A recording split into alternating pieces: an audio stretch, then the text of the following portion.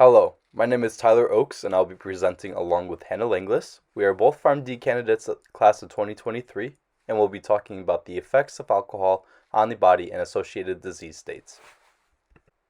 Alcohol, also referred to as ethanol, is a substance that is commonly found in beer, wine, and other spirits. Alcohol is formed when yeast ferments with sugars found in foods. Different types of alcohol are made differently. For example, wine. Wine is made from fermented grapes. Beer is made from fermented cereal grains. Whiskey is made from fermented grain mash. Vodka is made from distilled fermented tubers, which is like potatoes. And rum is made from fermented sugarcane. Although each of these drinks contain alcohol, they don't contain the same amount. For example, a 12 fluid ounce of regular beer is about equal to 8 fluid ounces of malt liquor, and that is equal to about 5 fluid ounces of wine, and that is equal to about 1.5 fluid ounces of a shot of 80 proof spirit, which can be a hard liquor, meaning whiskey, gin, rum, vodka, or tequila. What indicates how strong an alcoholic beverage is the proof on the bottle. So what does this mean? It is 2 times the amount of alcohol per volume of the liquor. For example, we'll take a look at strawberry lemonade Svedka. It is labeled to be 70 proof. If you multiply this or divide this by 2, this means that there's 35% alcohol per volume. Now that we have talked about the background of alcohol and how it's made, let's talk about the pathway of it after it's ingested. First, it's taken in by the mouth and passes down the esophagus to the stomach. In the stomach, since there's no digestive enzymes that break down the alcohol located there, alcohol just remains here until it's ready to move to the small intestine. This can lead to the cause of stomach ulcers and GERD. Once the alcohol reaches the small intestine, this is where most of it's absorbed through the epithelial lining and enters the bloodstream. Here in the bloodstream, alcohol enters circulation and is distributed all over the body, including the brain. This results in the heart working harder and can increase blood pressure. The alcohol finally reaches the liver, and this is where oxidation occurs with the help of enzymes like alcohol dehydrogenase and aldehyde dehydrogenases. Then, finally, what's left over is excreted through the urine. How is alcohol metabolized in the liver? Well, to start, most alcohol that enters our body is broken down by an oxidation reduction reaction. An alcohol dehydrogenase enzyme removes a hydrogen from the structure of ethanol and results in the formation of acetaldehyde. Furthermore, acetaldehyde is metabolized into the final product of acetate by the enzyme aldehyde dehydrogenases.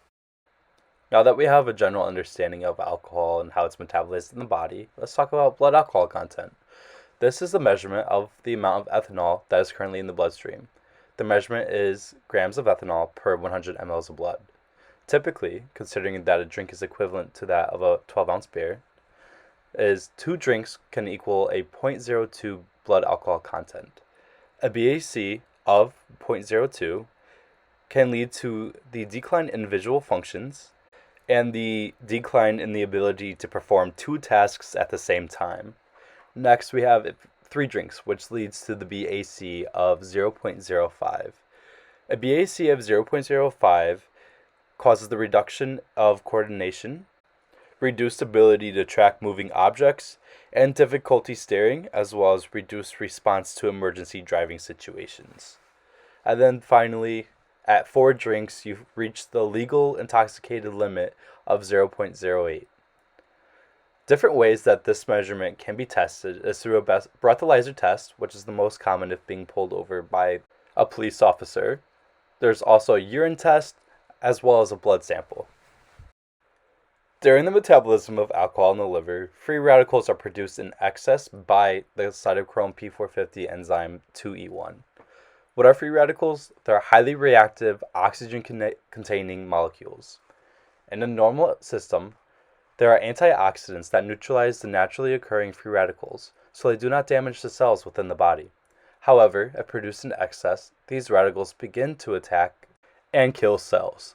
This is how diseases like alcohol-induced liver disease occurs. Hi, my name is Hannah, and I'm going to be talking today about disease states that can result from alcohol consumption. The first thing we'll talk about is excessive acetaldehyde concentration. When we drink alcohol, there becomes an excessive amount of acetaldehyde accumulated in the body. This can have an unpleasant and noticeable effect, including facial flushing, nausea and vomiting, hypertension, and tachycardia, which just means rapid heartbeat. To combat these negative symptoms, we can use a few pharmacologic agents. H2 blockers, including Zantac, Tagamet, and Pepcid, work by slowing the breakdown of alcohol to acetaldehyde in your bloodstream. Brimonidine is a topical therapy that is used for facial flushing. This medication works by reducing the size of small blood vessels in the face, which temporarily results in less facial redness. Acetium capsules, which is also known as L-cysteine, include 100 milligrams of natural amino acids as their active ingredient. L-cysteine reacts with acetaldehyde, forming a harmless MTCA and thus reducing the amount of acetaldehyde contained in the stomach. Alcohol use disorder affects 16 million people alone in the United States. This disease is characterized by uncontrolled drinking and a preoccupation with alcohol. This also includes physical and emotional dependence on alcohol. This also results in a strong urge to use alcohol and perhaps disoriented priorities in life. To treat this disease, we can use a couple of methods. One that is a non-pharmacologic treatment is cognitive behavioral therapy. This helps control drinking through changing unhealthy habits into good habits. Naltrexone helps to control addictive habits and curb those habits. Acamprosate is also used to restore natural balance of neurotransmitters in the brain. The last agent, disulfiram, causes an unpleasant reaction when alcohol is consumed. It is often used in recovery programs and patients are monitored closely. These unpleasant reactions can include flushing of the face, headache, nausea and vomiting, chest pain, weakness, and mental confusion. Alcohol-induced liver disease is also a common occurring disease state with the heavy consumption of alcohol. This can present with symptoms such as jaundice, yellowing of the skin and eyes, darkened urine, nausea and vomiting, a general itching, malaise, which is the general feeling of illness, and cirrhosis, which is the scarring of the liver. Cirrhosis occurs in 15 to 30% of all heavy drinkers. Treatments for this disease can include steroids such as prednisone that are used to control systemic symptoms of hypersensitivity if this liver disease is attributed to drugs or alcohol. Vitamins such as A, D, E, K, and calcium can help to prevent further complications of liver disease. Cholestyramine is usually used to help lower cholesterol. However, in this case, it is for the relief of itching if this occurs in liver disease patients. Organ transplant is the most effective way to cure liver disease as it removes the diseased organ entirely and replaces it with a new healthy one. Alcohol-induced pancreatitis is associated with heavy drinking and is a painful and possibly fatal condition. Some symptoms can include swollen or tender abdomen, abdominal pains, nausea, vomiting, fever, and tachycardia, or fast heartbeat. For treatments of pancreatitis, supportive care is essential. This includes fluid replacement and bed rest. Analgesics are also a mainstay of treatment as they keep the patient comfortable. This can include meperidine, morphine, or hydromorphone, or other narcotics. Meperidine was considered a first-line option in the past, mostly because other narcotics were thought to irritate the pancreas and potentially worsen the symptoms of pancreatitis. Over the past several years, it has been proven that the increase in the release of pancreatic enzymes during treatment with narcotics is minimal and does not typically affect progression of the disease. Therefore, use of meperidine has been diminished over recent years. This medication, however, does require special consideration as it is contraindicated in patients with renal complications. Octreotide is the last treatment we will talk about. It is an analog of somatostatin and was found to improve pancreatic swelling and shorten recovery time for patients with pancreatitis. Gastrointestinal issues are very common with heavy drinking.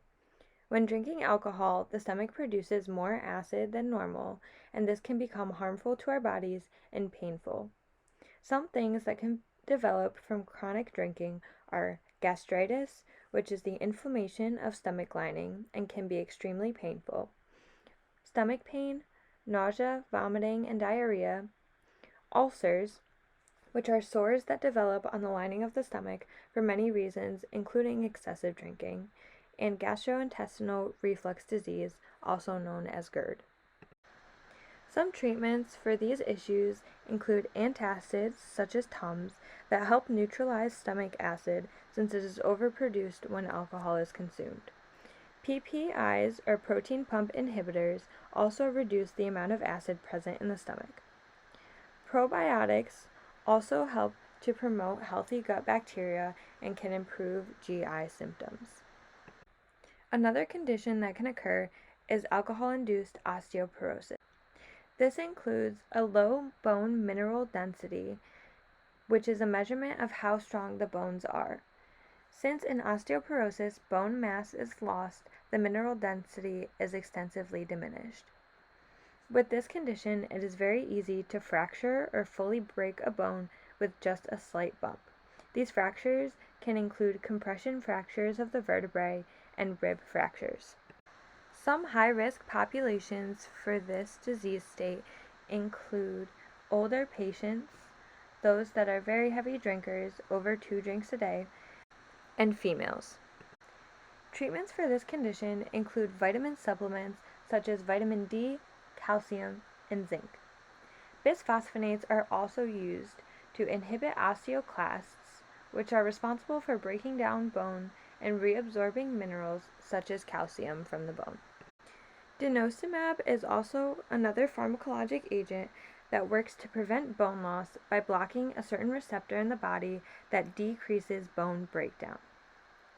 Lastly, alcohol abstinence can also help regain bone mass if the initial loss was due to chronic drinking. This concludes our presentation on effects of alcohol on the body and associated disease states. Thanks for listening.